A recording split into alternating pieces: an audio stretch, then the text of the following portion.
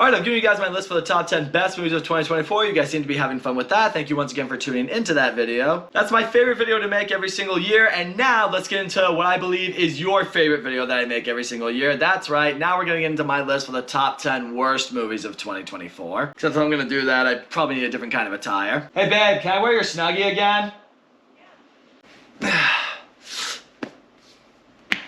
Just feels right, folks. Now, once again, before I give you guys my list, once again, I gotta make some quick points here. Point number one, I did not see every movie that got released in 2024, once again, but here, this is where I apologize for nothing. Because I've mentioned this before, I'm not a certified movie critic. I don't get to go out and see these movies for free. I mean, I do have a membership that saves me some money, but the reality is just this. My time is precious to me, and I'm not going to go see a movie that either looks like complete shit or doesn't interest me whatsoever. Namely, if there are shitty movies out there that I don't really have any emotional ties to, like movies that I feel I need to see. Like, for example, that shitty movie Borderlands, I've never played the Borderlands game, I never went out to see that movie. The shitty Crow remake with Bill Skarsgård, I didn't see that movie because I had never seen the original Crow prior to seeing that. I did, however, finally watch the original Crow not that long ago, which was awesome, by the way. But that was when the shitty Crow remake had its theatrical run end and didn't exactly make me want to go seek it out anyway. So yeah, there you have it. Unless I feel I need to see a shitty movie, I'm not going to see a shitty movie. Point number two, these will not be in-depth reviews, which just my quick points, why they made the list, why I didn't like these movies. And finally, third, most important point, all film is subjective. My list is not the right list. If you enjoyed any of these movies, if you liked any of these movies, that's all well and good here. I don't judge you. That's fine. As long as you're having fun with the movies, cool. I can only speak for myself here, and these were the movies that I personally,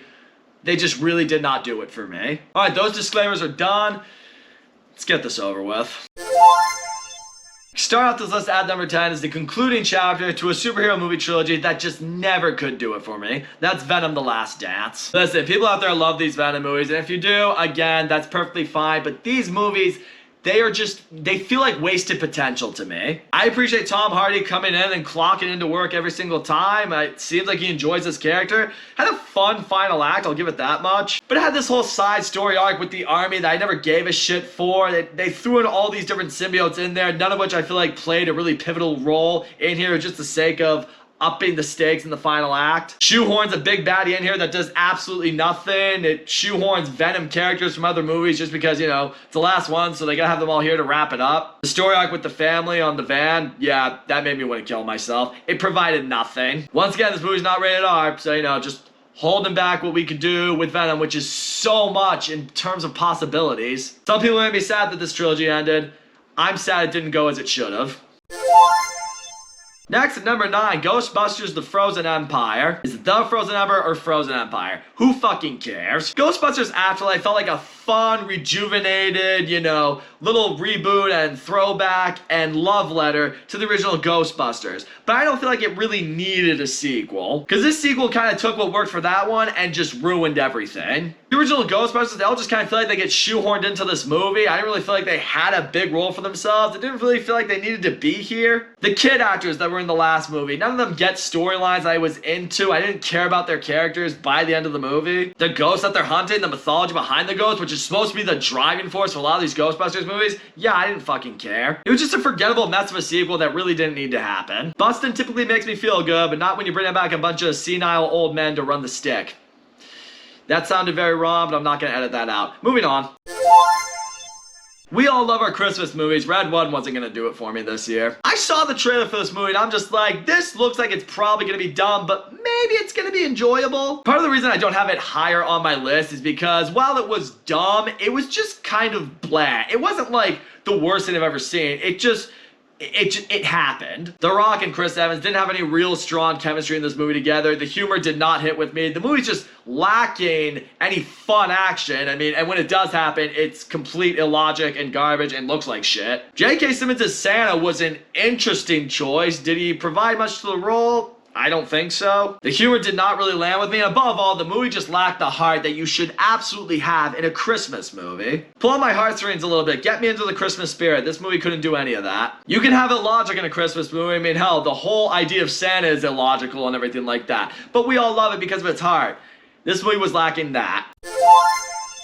You know what's also really been lacking heart as of late? The Disney live-action adaptations. Yeah, let's talk about Mufasa the Lion King. Okay, technically this is not a remake. This is just a prequel origin story to Mufasa. that's based off the live action-ish Lion King we got a few years back. And if you went into this movie thinking it would be better than the Lion King, it's not. It was worse. The movie at least tried to go for a little bit more of an animated approach with the animals, make them look a little more expressive, make them actually feel more emotional, but honestly, it didn't work. Took me out of the movie entirely. The musical numbers in this movie are not good, and when these animals sing, it's just cringy. Was not a fan of the direction they took any of the characters, was not a fan of the take they did for a lot of different characters, the origin behind them, how they became what they were. None of it made sense to me. By the end, you have characters making incomprehensibly silly decisions where it's like, oh, you mean if the character just did that right there, then all that would have been different? Yeah, good call. Timon and Pumbaa are in this movie. Do they provide anything? No, they just annoyed me. Which sucks. They should have made me laugh. They couldn't even do that. Hopefully the live action Snow White next year finally face fucks these live action adaptations into the ground because I'm so fucking sick of Disney trying these.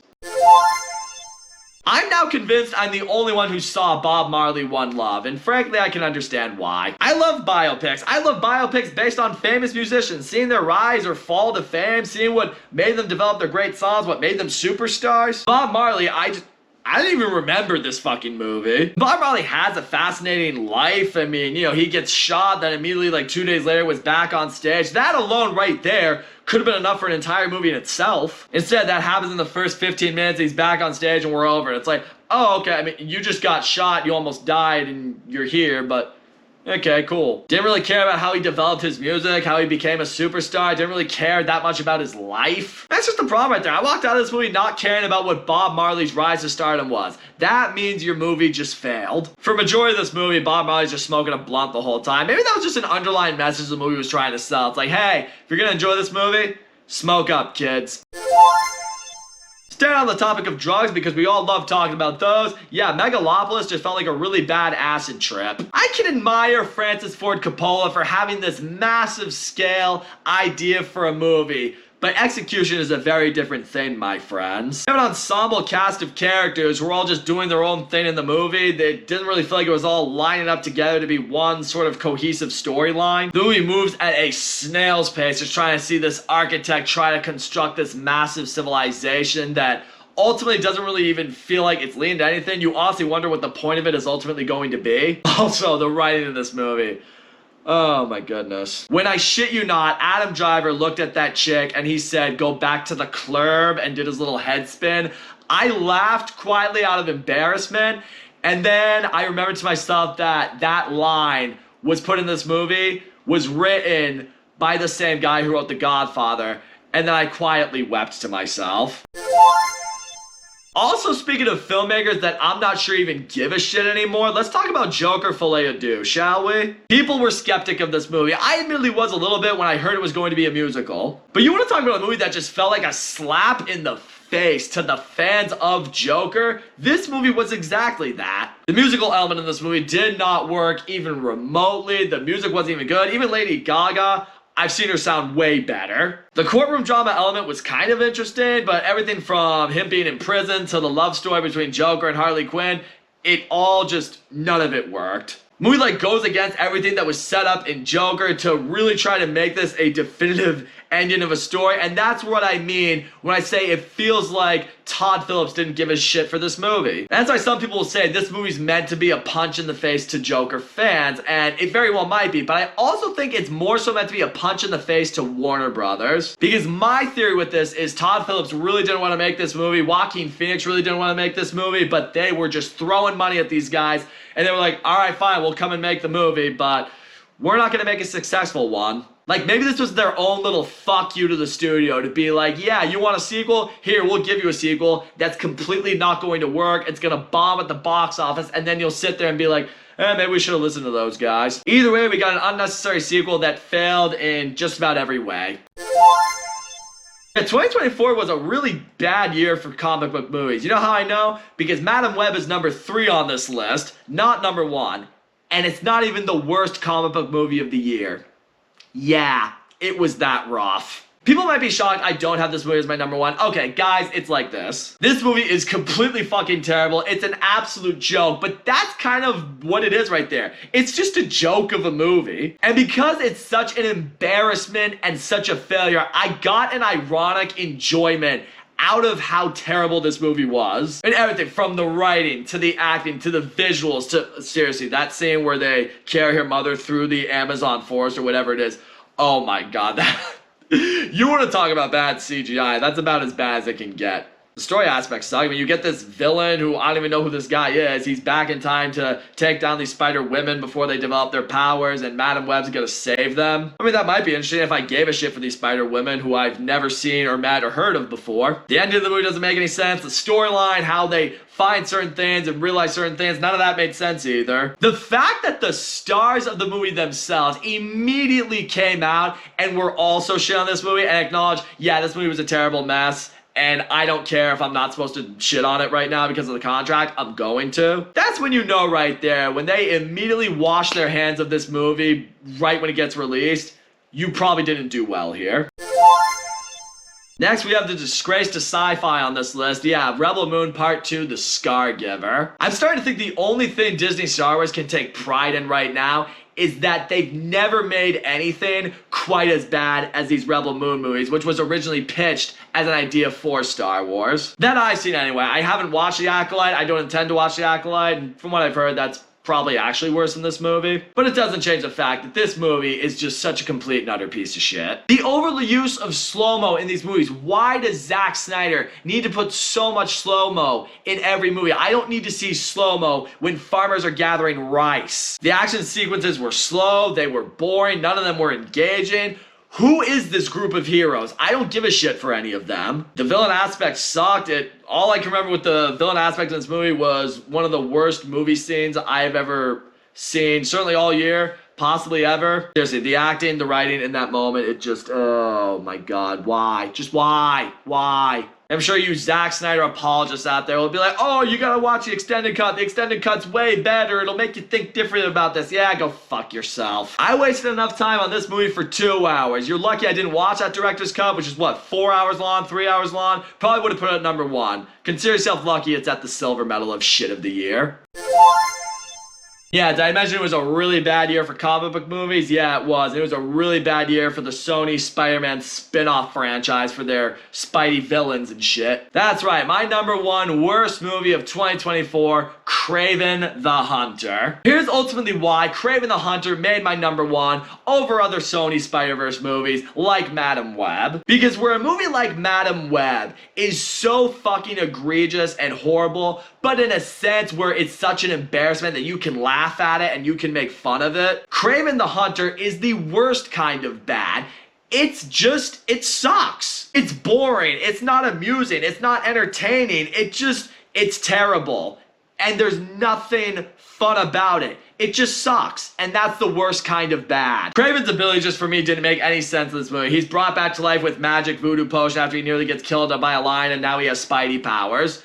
Go figure that one out. Want to talk bad CGI and bad visual effects? Oh yeah, this movie's chock full of that. Every animal looked fake. Rhino looked like shit. The falling debris when he's scaling walls and fighting people, none of it looked even remotely realistic. It looked like fucking PlayStation 1. Didn't care about that dynamic with his father or his brother. There's supposed to be some sort of family ties here. They're supposed to make you care about it. Make it supposed to feel like a heartbreaking story for Craven.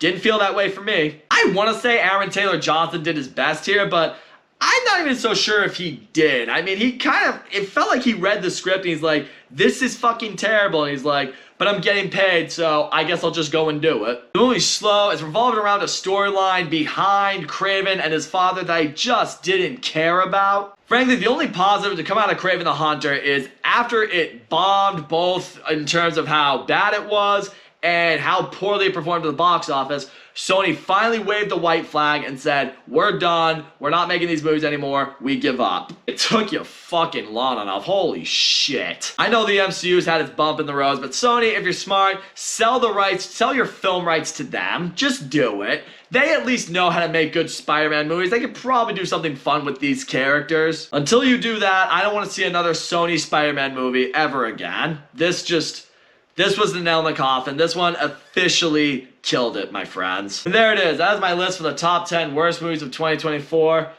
Ooh, that always feels good. It feels like therapy, you know? You just talk about some shit, you get it out, and it just feels better.